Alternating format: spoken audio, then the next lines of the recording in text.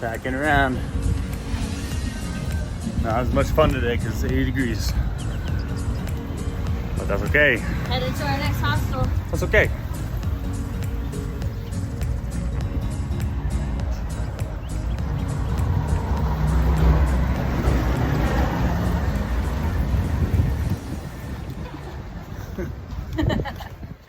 Hey, so we're here in Guatemala, and we just wanted to tell you a little bit about our adventures and what we've gone through so far. So we started off in Antigua, which is kind of like a central little hub. It's a really beautiful, like, colonial town, lots of history there, just absolutely gorgeous. So things to do there, there's like lots of restaurants and hostels, hotels, all that stuff. There's like a little central plaza where every day there's always something going on, like so many vendors and everything. It's so beautiful, a little waterfall where there's like water coming out of girls' boobs and stuff. It's really cute. So that's a really cool place to visit, definitely.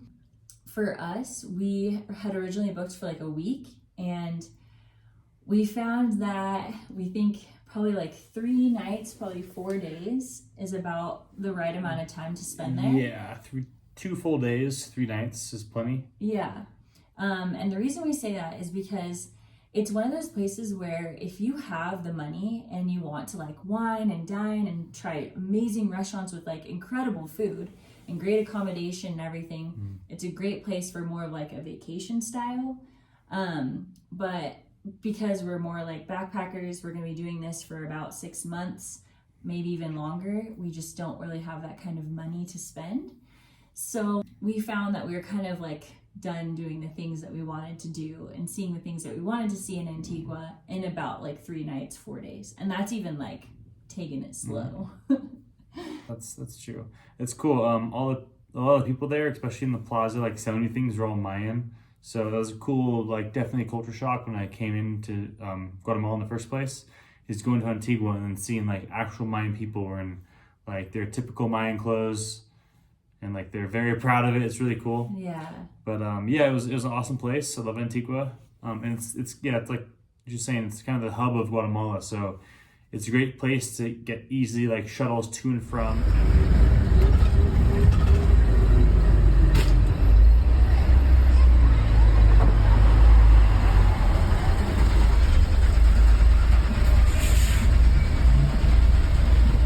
From Antigua, we actually did a little, you can do volcano hikes and stuff. We're kind of like trying to like dip our toes in the water first before we do the big one, I think. So we did Pacaya first, which is about 2-hour hike up and then about 1 hour hike down. Yeah. And it's really cool. They actually have a lot of options if you like don't want to hike, or if you're like a little bit older, or if you just like riding horses, you actually can ride horseback up there. We actually even saw this little kid, which was adorable, and he was like strapped into the horse. Yeah. It was really cute. And then, yeah, a couple of people that were on our bus, like a little bit older, they chose to take the horse as well, which was really cool. Hardworking horses for sure. And yeah, so it's pretty steep, and obviously like the elevation will get you a little bit. But it's really beautiful, and you get to see Fuego, which is one of the mountains off in the distance, and it goes off about every like 15 minutes. Yeah. And so it's just like erupting, and so you get to like watch it from Pacaya. Yeah, Pacaya is a lava field, so it's just had a volcano. Instead of exploding at the top like El Fuego, it's basically oozing out from the side, and they have occasionally a really big plume that oozes out at once. And it creates a lava field, so it's where it just spreads out like kind of an alluvial fan. And we hiked over that, so there's these thermal vents that are coming out from the lava that's like, maybe 10 meters below the surface. So these vents are like venting out air straight from the lava, which is hot. So you go there, and like you'll probably see some videos of everyone roast marshmallows over the lava vents.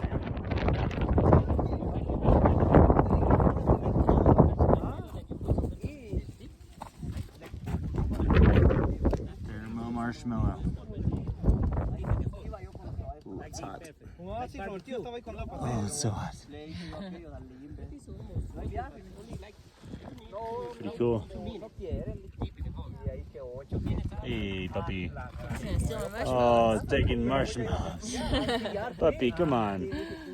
taking a rock and a marshmallow. Probably half his diet. Marshmallows and lava rocks. It's really cool. It's really like hot thermal air. It's awesome. Yeah. And there's a guy there called like Chef Pizza Extremo. I think maybe we call him that. Volcano But- Pizza Extremo. Or Yeah. something like that. He's basically cooking pizzas for everyone. So when you go there, hike to the end of it, like the furthest most you go on the hike, he's there in the lava field, and he found this like nice little. He probably moves every several days when the vents constantly change, you know. Yeah. But he found this little like basically brick oven sort of thing out of just lava formations, and he cooks you a pizza in the lava. It takes like 7 minutes, and it's out. Yeah. It's amazing, and he's the coolest guy ever. He speaks fluent German for some reason. He's a local Guatemalan guy, but it was really cool. In perfect English. Yeah, Yeah. it was a blast. Deutsche Welle. Deutsche Welle ist Video. Und ARD. ARD Deutsch. ARD. Ja, ARD ist kommen hier. ARD ist kommen hier for Film. Ja, Film. Ja. Und Francia.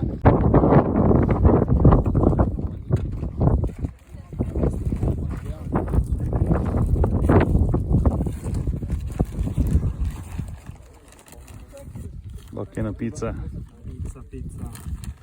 Pizza. It was cool. He was saying too, depending on like when the last lava flow was, that obviously changes like how fast the pizza's gonna cook. So he said that sometimes he's had pizza cook in like 2 minutes, but when we were there, it was about like 7 minutes. It can be like 500 degrees. Once he puts the pizza in the like the little cave area, he puts his metal sheets over like cookie sheets, baking sheets, and in a couple minutes, it's so much hot, intense, humid air. Yeah. Apparently, he cooks pizza really fast. Yeah. It's pretty cool. So we were like kind of worried about just like hiking and like hiking down and stuff, and so we're like, okay, we're not in the mood for pizza, but we do recommend it. And also he's the coolest guy ever, so supporting him is amazing. We did get to roast marshmallows. So his little like pizza area, his pizza hole was quite large, but we found these like little pockets where we got to just like take marshmallows, and the guide who like brought us up there had like brought the marshmallows for us. We found a little stick, and we got to like roast our marshmallows up there. So it was quite an experience. When we were up there, the lava had flowed 7 months prior, and it actually unfortunately burned 2 homes in the process. So that was kind of sad to find out.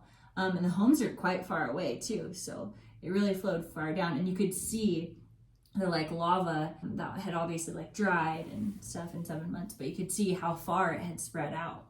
So that was really exciting to see. So I'd highly recommend doing Pacaya. You can find those tours anywhere in Antigua, and they're about the same price. And they leave either really early in the morning. We did the 6 a.m. one, or you could do a sunset one. So we didn't do that one, but we heard it's amazing because you get to see the sunset from the top. So that would be pretty cool. Yeah. But the other hike that you can do from Antigua is Acatenango, and that one is about like a overnight hike. So yeah, like a day and a half, right? 2 days, they say. Okay. Yes, yeah. One night. Yeah. So that's a whole thing. So You leave at 7 a.m. and you get back the next day at like 4 or 5 p.m. yeah. overnight. So we're preparing to do that. A lot of the things in Guatemala are sunrise. So like if you want to go to Tikal, the main tour apparently is sunrise. So you get up at like 3 a.m. You get there by 5 a.m. for sunrise, where you want to be. Same thing for like the Acatenango hike, and a lot of them. There's multiple things where like, for some reason getting up early at sunset is like a big thing. You have to do the sunset. So a lot of them are early. So don't plan them to like sunrise. I mean, yeah. Don't plan them too close together because you need to have days to like sleep in and like enjoy yourself. Because if you're just going to somewhere, you have 2 days there, you're doing you get there after an 8-hour bus ride, then you have the next day a 4 a.m. hike. And then you gotta spread it out. You can't just go. Everything is 8 hours apart. Like Tikal, Semuc Champey, Antigua, Atitlan and Antigua are close together, like 2 hours, but everything else, 8-10 hour bus rides. Be careful what you do. Make sure you have at least like 2 or 3 days, at least 3 days per spot if you're going all the way to Tikal or all the way to Semuc Champey. Right. So you want to make sure you're like don't overdo it. Yeah. With things. And we're currently filming this in Lake Atitlan. Yeah. So we did Semuc Champey in between. So we did Antigua to Semuc Champey, which was an 8-hour bus ride. And then we did Semuc Champey to Lake Atitlan, which was a 10-hour bus ride. So definitely make sure that you have time, obviously, in between. The buses, they are not the most comfortable.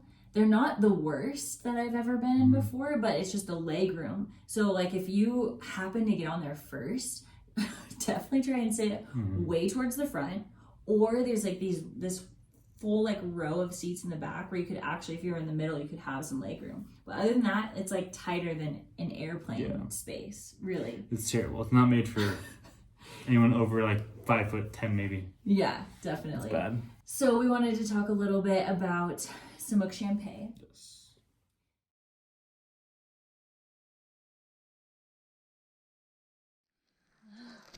Yeah, river tubing. How was it? I loved it, but let's see the other opinion of it. Hey, Bethany, how was that experience for you?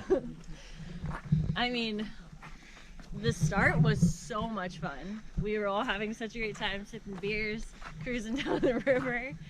And then they tell us that there's some rapids. So I'm like, all right, cool, that's gonna be really fun. So we start going down rapid number 1, and I'm like, this is such a great time, yes! Then rapid number 2 ended up being a lot more aggressive than I think all of us bargained for. Someone lost his beers, a whole bag of them. The other guy lost his GoPro. A local lost Yeah, a his beer. local lost his beers. I don't think he realized how aggressive it was gonna be. And then I fell over, and at first I was like, no big deal. Came up for a little air, but it was so aggressive that it pushed me back down. And then I was under there for a while and couldn't find the top. So she almost drowned. I kind of Very almost close drowned. to drowning. I've been in rapids in like, California and all over the place in the US where it's, like certified instructors, all the stuff. And it was we had milder no than this. had no This one by was us to serious, help us at some all, serious so. rapids. Yeah. And yeah, there's a guide in the front and the back, guide-ish, I guess. and yeah, there's this guy ahead of us was When shit tubeless went for a down. while, Yeah. trying to survive. I somehow didn't fall over. Got very close. Lost my sandal. But And yeah, almost my life, but yeah. no big deal. It was some sketch Hey, Guatemalan But tubing. but we saved the planet. I got my trash. out Yeah, of the there we water. go. Yeah. This place is freaking gorgeous. Look at that, it's like a church. Limestone Wow, cliffs. It's amazing. Oh my gosh. Yeah, that is absolutely beautiful. So beautiful. We already forgot about the native experience. There we go. Alright, Okay. Semuc Champey. So we left, I don't know, maybe 4 or 5 days ago from Antigua to Semuc Champey, which is this, if you Google it, it's like these, I don't know if they're calcium buildup pools, it looks like, from the top, where like the stream is trickling over them and they create these pools that are separated and kind of like half dish plates separated. Yeah. And so yeah, we went there, it looked amazing online, so we went to Semuc Champey. Didn't know much about it. Yeah, we didn't do much Yeah. research at all for Semuc But- Champey, but we did hear from a couple people that it was one of those like do not miss places. Definitely not. But then we looked at it, we're like, whoa, this is super remote. Like that is far away, and you go there just to go there. It's not like you get there and then okay, it's a hop, skip, and a jump to somewhere else really close. It's like you're going just there. Yeah. But it was beautiful. Like, oh my gosh, the view, and obviously like we'll put some pictures and videos in there as well for you to see. But the view is just absolutely insane. It's one of those things where I'm like shocked that it's not a wonder of the world. So this is Semuc Champey. We were at the viewpoint somewhere up there earlier, but it's limestone. There's a massive river rushing underneath it, so it's actually a cave. So we're on top of a cave. Most of the river's going through it, but some's going around the side, and that's what creates these baths. Looks like somewhere in Asia, but pretty damn beautiful. Seriously. I couldn't believe it. And how remote it is and how hard it is to get to. I mean, like that makes, it makes That's up cool. for Yeah, it. once again, it was a little Mayan village, so the town is called Lanquin. So we got to Lanquin, and our hostel, Gringo's Hostel, was like a 45-minute flatbed truck, canopy truck, drive away like a military old vehicle. Yeah. Yeah, so we took this off-road vehicle 45 minutes out of town to our hostel, Gringo's Hostel.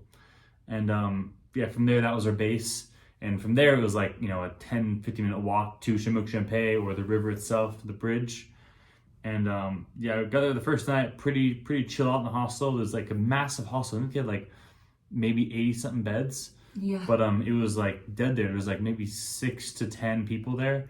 And probably like 6 that we hung out with, including ourselves. And so that night we just got there really mellowed out. The owner was there, really cool Israeli guy at the hostel bar, and he was playing cards with our guy at the bar. So we all got talking to everyone. And the next day we went with those guys to do a rafting tour, like a tubing tour. And it was kind of not officially organized. The guy leading the tour, he does cave tours there and other like tubing tours. But the guy that we decided, the American guy we decided to follow, he's apparently, he told us after the fact, he's like, yeah, I want to do something extreme. Like, I'm crazy as hell, so let's do something crazy. Yeah. And so me and Bethany, and then yeah, maybe 4 or 5 other people. This adorable German couple, yeah. And then like these 2 sweetest guys ever, but not like adventure junkies necessarily. We didn't know what we were getting ourselves into. We thought we were just going on like a little like river tubing cruise, you know, where you have a beer in your hand and you're chilling and you're going down the river, and at some point you might go a little bit fast, but like basically there are tubing tours, which I'm sure are amazing there. Super amazing. And we did see a lot of like tourists going on this tubing tour where you start. They were getting point. out when we were going in. That was like the main problem. We should have seen from the beginning. Yeah, we should have paid. We were getting in at the end of the tour. So basically, we're having a great time at first. Everything's awesome. It's so beautiful. We've got beers in our hand. We're chilling in our tubes, like singing some songs and stuff. Just beyond the river bend, waiting just beyond the river bend. Until you wait for me, dream giver. Just beyond the river bend. Got a little gator coming to say hi to us. Oh, it's a crocodile. Out of here. Works every time. They hate the splashes. Uh-oh. A la derecha. Rapids. And then the guide or whatever was like, hey, come over to this side. There's going to be some rapids coming up. 3 rapids. And, you know, we need to like all be close and be prepared and stuff. So we're like, okay, cool. Like, and we're thinking, like, these rapids cannot be that crazy, right? Like, we're on these like little tiny tubes. Like, They're super actual small car tires that we pumped up ourselves with a rusty bike pump. Yeah. And then they put these cigarette butts, they broke up cigarette butts and stuck them in the tubes to stop the air from coming out. So it was, yeah. It was raw. It was pretty raw. It was yeah. cool. So we go down the first rapid and we're really close to each other. And it's just basically like your tube is like, whoa, whoa. Rapid time. Rapid time.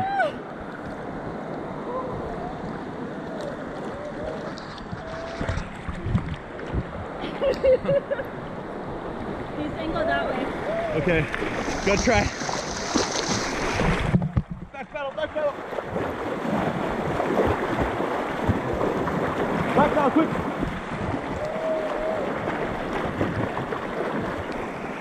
That wasn't so bad. Face down, ass up.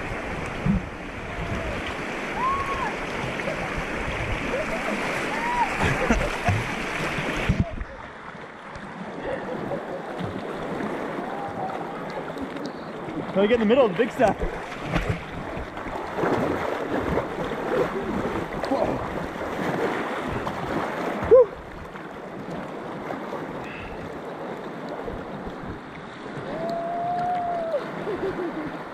We done good. Like going like this, and we're like, yeah, this is fun. Like, okay, cool. So at this point, the river is kind of starting to flow pretty quickly. So we're kind of separating from everyone. So I am not close to Clive. I am not close to a guide. I have no idea. And at the beginning, he had been telling us, go left at this point, go right at this point. Now I can't hear anything. So what ended up happening is I went down the wrong side of the rapid, and everyone had gone down the left and I had gone down on the right, which was the most intense side. There was this huge boulder in the middle, and I ended up going over it on my tube and couldn't hold on to the tube. The water was so crazy, fell off, went under the water with like rocks everywhere, came up for a second. I was like, all right, that wasn't too bad, like cool. Then got sucked down by the water, and it was so strong. And then basically like, you know, a washer, you know, just going, tumbling. And then as I'm tumbling, I'm also flowing because the river is flowing. And so I'm going super fast downstream. And I just like still have this vision in my head where I'm thinking like, okay, I've been under this water for a while. I don't know where the surface is, and I'm starting to freak out. And I literally had a thought where I was like, is like, it really, like, I can't find the surface. Like, is this how it ends actually? And it's terrifying to actually like even say, and it like took, I was like in shock for, I don't know, a couple hours afterwards until we like actually talked it over. It was way too dangerous. I could have hit my head. I'm shocked that eventually I was able to like come to the surface, and luckily one of the girls, like I had made it to the part that was really like mellow waters. So there was a girl just sitting right there, and I was able to like come up, literally like like catch my breath and hold on to her tube. She like, poor thing, was like freaking out. She's like, are you okay? And I was like, no. Yeah. So I was right in front of Bethany the whole time. So I went on the rapid, and like I made it fine. I didn't fall the whole time. It was great. But I knew what to do. I've whitewater rafted before. Like I, you know, surf. I know what to expect. And so I was in front of her. I had the whole bag, the dry bag with the GoPro and like everyone's phones and wallets and towels and everything in this one thing, this one dry bag. So I went over and the dry bag fell off. And so I was turning back looking for this bright green, you know, dry bag. And it wasn't until after I got the dry bag back in my body, you know, I back swam back to it, you know, got it in my body and my stomach. And then I looked back and I saw Bethany on the German girl's tube, and she looked like she was like in panic face, like panic mode. It was really scary. That's when I swam back, and I didn't know what was going on at all. So I swam back, and that's when I found out she'd almost drowned. And then I got her. You already on your raft, I think. So yeah, so eventually somebody had handed me a tube, and I'm assuming it was my own, and I had to get on it quickly because the next rapid was coming. She was like, you know, on it like this, like Superman, instead of relaxed like that. Yeah. And so then we held onto each other for the next rapids. But while we were going down those rapids, while she was still in shock, we were looking to the right, and this this Kiwi guy who was the group as well, he was on a tube, and the whole time he was, you know, falling off here and there. And this time we looked over, and he's a taller guy. He's probably like 6'5", or not maybe that tall. He's taller than me. He's tall, yeah. But he was on the side, like with no tube at all anywhere around him, going through the rapids, trying to like reach up and grab every branch and vine that went past him. Like, you know, with no hope at all. Like you grab a branch and it just breaks off, or a vine breaks off. And after the fact, we saw him doing that, and like we have no capability of helping him because we're just going to this river. We're going about 5 miles an hour. It's like a heavy flow river. Yeah. Point. And so we passed him. We're like, oh man, this is like bad. This is really, really bad. Like she almost died. Like this guy's clearly, he could die at any moment now. Holding he's on for dear life. Yeah. I hope he can swim. He seems like he can swim, but like it was bad. It was not safe at all. And so finally went down like, you know, maybe another, I don't know, like 40 meters down the river. Not that far, I guess. But maybe that far. And then we went to the side. We saw the guide and a couple other people went to the side with our rafts, paddled over this little beach. And the German couple were trying to paddle towards it, and they ended up drifting off further down. And then we were in there for, you know, a good while, like 5 minutes or so. And finally, we hear our guides talking to each other, and he's up there in the river. And we see the guide in the back with the Kiwi guy on his tube together. So he saved the Kiwi guy. And then luckily, the only good thing they did as far as guides was like have one in the very, very back and have one in the front. But that was it. If anything happens in between, that's on you. I mean, they were a quarter mile between each other. Oh my God. And there was like 8 or 9 of us. So it was bad. It was sketchy. So very off the books. It's our fault for taking a tour that was not technically a tourist tour. We should have done our research, but the reason we're telling you this now is so that you will not make the same mistake that we did. if you're an adventure junkie, It was and very you're, fun. Yeah, It was very fun. I enjoyed it thoroughly. If you're an adventure junkie and you are a confident swimmer and you like have done whitewater rafting before, you're really good at kayaking or whatever, awesome. Like do it. Freaking hang on to your tube though, because that is your only source. Like no life jackets, no helmets, no. It's tube. And that's what I was saying too. Like I've done some tours like in the Philippines that were actually like more intense than that, but they gave us a helmet, they gave us a life jacket and water shoes. If we had that when we were on there, dude, I would have been chilling. Even if I fell in the water, I would have been been fine, you know? I could have banged into a couple rocks and I would have been totally fine. These were just the local mining guys there, and they're the guides. Yeah, they are guides, you know, for the tubing and everything like that. But we apparently we signed up for not the regular tourist tubing, and we were like, let's go crazy. We had according no to the guy idea. who set this whole tour up for us. Yeah. The American guy. Yeah. But it was off the books for sure. Yeah. And we should have you see the river. We got there. It was just after a big rain. It was flowing strong. Like it was not a mellow river. And I lived up in Northern California. I've seen some big rivers flowing.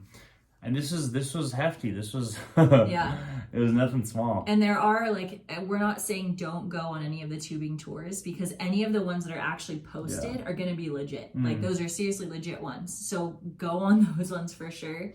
I know that. So Lanquin, which is where you would go before you go into Semuc Champey, they actually have some like really awesome, those are like easy flowing rivers. And they've got like tubes with like a beer holder on the side. And you literally like, that's actually kind of cool because you flow down the river and you can make stops at like the different hostels. More of a lazy along river. The way. Yeah, it's more of a lazy river. Not whitewater rafting in tubes. Yeah. That's what we did, whitewater rafting in tubes. Yeah. What you're supposed to do is lazy river in a tube. That's what you want. Yeah, totally. No rapids.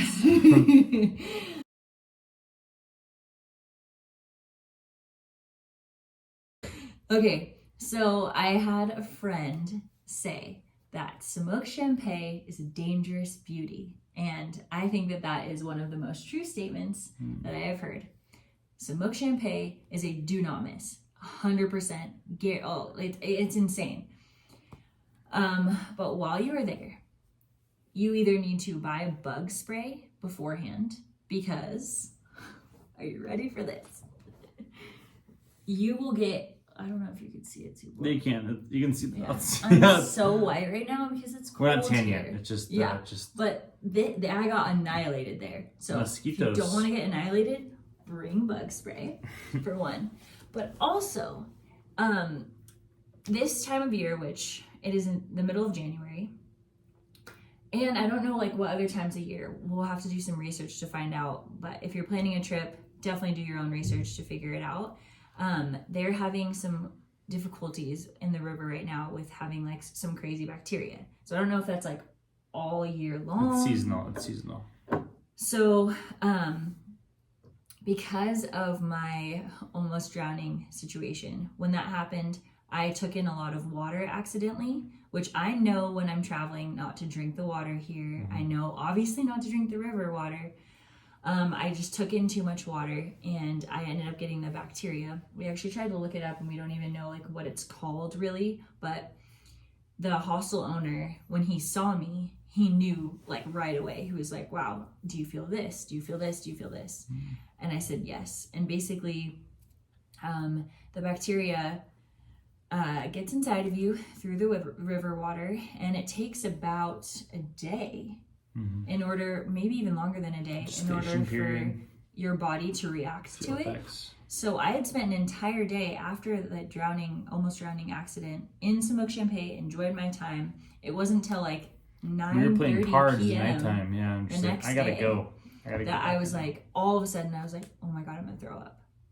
And went into the room and found a trash bag and threw up from 9:30 p.m. to about 8 a.m. Every 20 minutes, I was throwing up. So I counted it and I threw up about 40 times, but these are 40 sessions of throwing up, not just like one, like sessions of throwing up. And then you also get diarrhea. So amazing. So then you have it coming out both ends. So I have never been so sick in my entire life. It was terrible. At first we thought it was food poisoning. And then it was just going on for so long that I was like, there's no way this is food poisoning. This is something else. And I also had gotten everything that was like in my body already just was out of me. I had nothing left. So the next morning we had already purchased tickets to go to Lake Atitlan, which is where we are now. And the hostel owner was like, you obviously look sick. Have you been having hot and cold sweats? Do you have achy body? Are you throwing up? Do you have diarrhea? I had all of those things. And he was like, okay, you need to take this shot. I wish I would have known earlier because I could have given it to you earlier. But we need to basically rush you to the hospital in Lanquin, which is 45-minute drive from where we were at Gringo's hostel, and go get a shot and then go get some tablets. And so, yeah, we basically went in the morning and went to Lanquin, had to go to the hospital there. It's like freaking huge shot. that like quarter, half an inch into her arm. Yeah, he at first was like, you're gonna have to get it in the butt. And I was like, no, I don't want it there. Like, I'm not gonna be able to sit down. And so I got it here in my arm. And the moment he basically took it out, I had like a reaction, like a body reaction, and I just needed to throw up. So I asked for the trash can and I like was throwing up right after it happened. Then I turned super pale, had to lay down, almost fainted. I also don't do very well with needles, so that's a thing. Yeah. And then they gave me tablets. I will say the people in the hospital were super kind. And we had this guy who was helping us, took Clive to the pharmacy to get me the things that I needed. Yeah, the driver for the shuttle from Gringo's hostel took me to the hospital. Like I think the owner of the hostel is the Israeli gentleman, I forgot his name. He basically told what's going on to the driver, and the driver was the one who took us to the hospital, then took me myself while she was still on the bed, like trying not to faint, to the pharmacy, 2 pharmacies to get our stuff and come back there. And once we're all finally good and everything was good, we had our hostel booked. He took us to the hostel and dropped us off, and then went back to Gringo's. But it was very thorough. He was cool. Yeah. Took time out of his day to do that. It was really awesome. So thank you to Gringo's. Amazing hostel. It's it's incredible. Yeah, definitely. So That's thank some you good to photos them of it. for all of the help, because we really needed it at that moment. But with all of that, with the adventures of almost drowning and getting the bacteria and all of that stuff, we still wouldn't have wanted it any other. Well, we would have wanted it some other way, but we wouldn't have wanted to miss Semuc Champey. No, it's worth going to. It's worth going to. Yeah, but now you know what to avoid. So It's a place of adventure for sure. we didn't talk.